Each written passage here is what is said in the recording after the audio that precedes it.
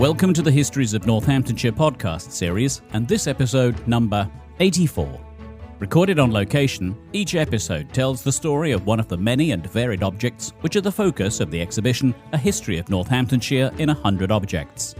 The exhibition runs at the Northampton Museum and Art Gallery between the 20th of September 2025 and February 2026. Selected by local individuals, heritage groups and the museum's own curators, each object tells a different story from the county's past. And so, to our guest for this episode. I'm Dr. Miriam Gill. I'm an art historian. I work for Pro Artium, which is a group that arrange lectures in museums and galleries in Northamptonshire. And the ones we do in the museum here in Northampton are based around the objects in the museum. So every time we give a presentation, we have an object and we think about that object in terms of its art history and in terms of art Northampton. You are exactly the right person in that case to tell me about this particular object. What is it? This is a bronze cast of what was originally a clay model, a maquette, as they're called, representing the subject of the Madonna and Child. And it was made for a commission from the Church of St Matthew here in Northampton from Henry Moore. So is this particular object the piece of art, or is this a stepping stone towards the piece of art? That's a really good question, because this is both, and it sits at a really pivotal moment in Henry Moore's career in terms of his own practice and how he created art. So the reason that this object ended up here in the museum was that Henry Moore gave this to Canon Walter Hussey, who was the man who arranged the commission. So it was given as a personal gift, and it is a casting of something that was created by Moore as he worked up to making that monumental Hornton stone sculpture, which is still in St Matthew's Church. Other castings of this maquette were considered as works of art in their own right. That's a real turning point for Henry Moore and how he worked. This was his very first commission. In creating it, he moved to a way of working which enabled him to become the international artist, the very significant internationally recognised artist. So although our maquette, always been here in Northampton, its sisters, if you like, are in the Tate. It starts with the Hussey family. Reverend Canon Rawdon Hussey had been the vicar of St Matthew's Church in Northampton since it was dedicated in the late 19th century. And extraordinarily, his son, Walter, then became the second vicar. And this statue was paid for by the father, commissioned by the son, for the 50th anniversary of the church. And in 1942, in the autumn of 1942, he went to an exhibition in London, which had been put on by the War Artists Advisory Committee. They were the people that organised the war artists. All the precious works of art had been taken out of the National Gallery in London, obviously because of the Blitz, and instead the gallery was used for this temporary exhibition of war art. And it was there that he saw Henry Moore's drawings of the women and children sheltering in the underground. Moore had started making these drawings in 1940 when he'd been going to and from London.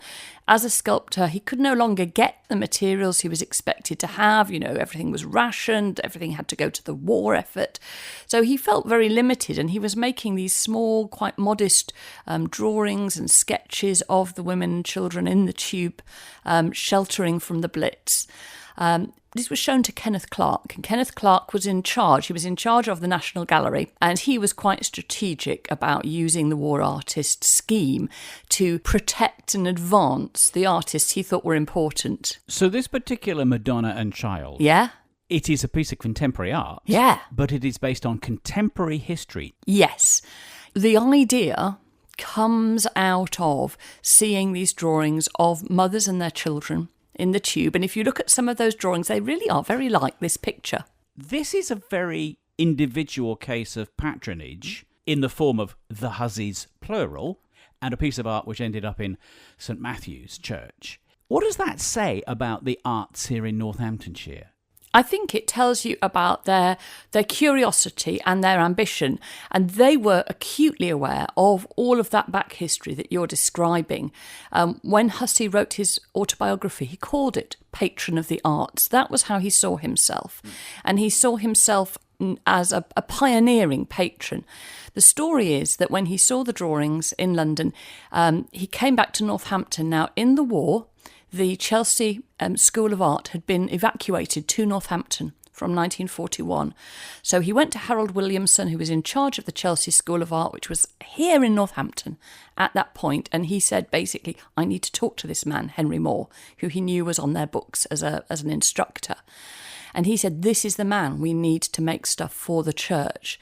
So Hussey is really inspired by the idea that 500 years ago, the church had the creme de la creme, the best artists, the most avant-garde art, and he wanted that for his church. But this wasn't just sculpture curated and commissioned by the Husseys. Other forms of the arts, plural, as you've mentioned, were involved. Graphic art, sculpture, music too. Yes, absolutely. So the 50th anniversary at which the sculpture was unveiled, they had also commissioned Benjamin Britten. His piece, Rejoice in the Lamb, was recorded by the BBC. So that idea that the church once again should be interacting with the most progressive and high-level artists, he was doing this here in Northampton. Henry Moore is perhaps a challenging artist in a sense of how he sees the world through his sculpture. If we think about the wider arts, Edmund Rubra, Sir Malcolm Arnold himself was challenging to the musical world, but he comes from right here in Northamptonshire as well.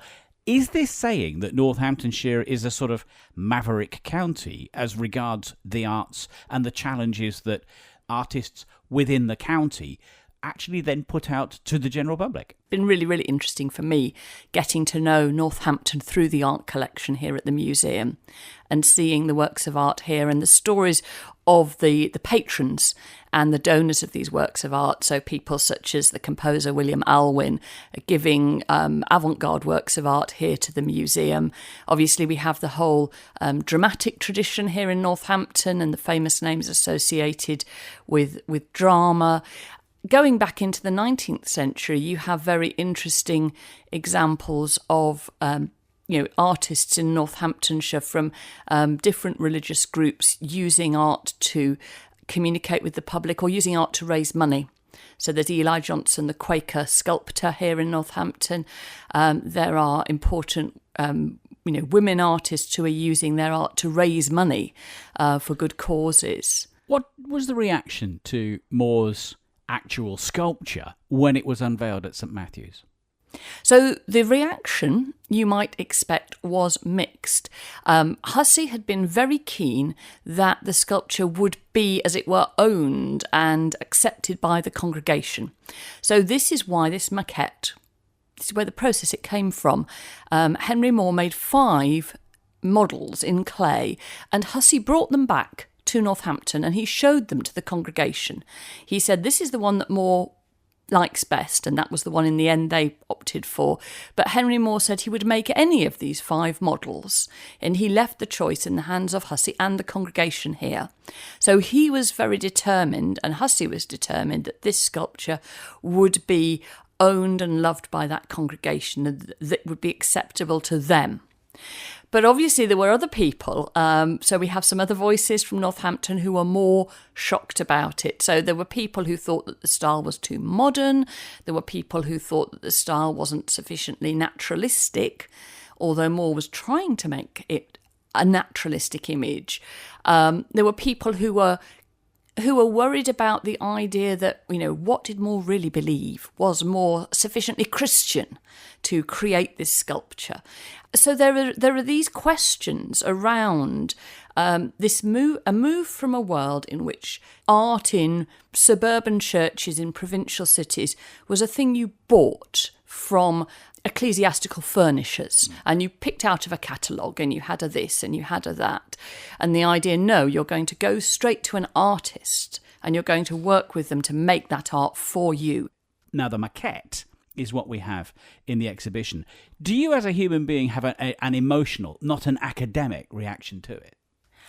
I think that there's always something powerful about terracotta works and like this castings made from them, because you've got that sense of the hands of the artist. It's very tactile. This is a relatively small object, and you have that sense of the artist engaging, thinking in 3 dimensions as they make the object, and creating that sense of tenderness, of intimacy, putting the figures together. You asked me about the Renaissance legacy, the art historical legacy, and Moore is clearly aware of that. And in some ways, he said that when he made these maquettes, when he made these trials, he went back to his days as an art student when he'd been able to travel to Italy in the 1920s. And he said it was the first time he could really integrate all of that weight of Renaissance sculpture into his own work, because he was doing that through the experience of war. The immediacy of the Second World War and the human extremity of that made these things that seemed long ago and locked up in the Bible, they made them real to them. Why should the maquette have its place in the exhibition, Miriam? This maquette is a tribute to all of these processes we've talked about. It's a tribute to people from the School of Art, Kenneth Clark, the War Artists Scheme, the way in which that brought this art to Northampton. It's a tribute to that process in which the people of Northampton had a voice in what this sculpture would be. If we were looking at it in an art historical way, Northampton has this unique place in Moore's career, his first commission, and through the making of these maquettes, this is where he becomes an artist who is going to be that monumental international artist creating works in metal. And in exactly the same way that Northamptonshire has a unique place in the career of Henry Moore has a unique place in the artistic endeavour of Northamptonshire. Yes, I think that's right. Those two things are fused together in this object. Miriam, it's been wonderful to hear from you. Thank you for bringing to life the maquette and, of course, the statue, which people can go and view at St Matthew's Church in their own time. Thank you for talking to me. Thank you. Thank you for listening to this Histories of Northamptonshire podcast. If you would like to find out more about the objects or listen to other episodes in the series, go to www.northamptonmuseums.com. Alternatively, you can visit the Northampton Museum and Art Gallery, where you can see the A History of Northamptonshire in 100 Objects exhibition for yourself. The Histories of Northamptonshire project is funded by Arts Council England as part of the National Portfolio Programme.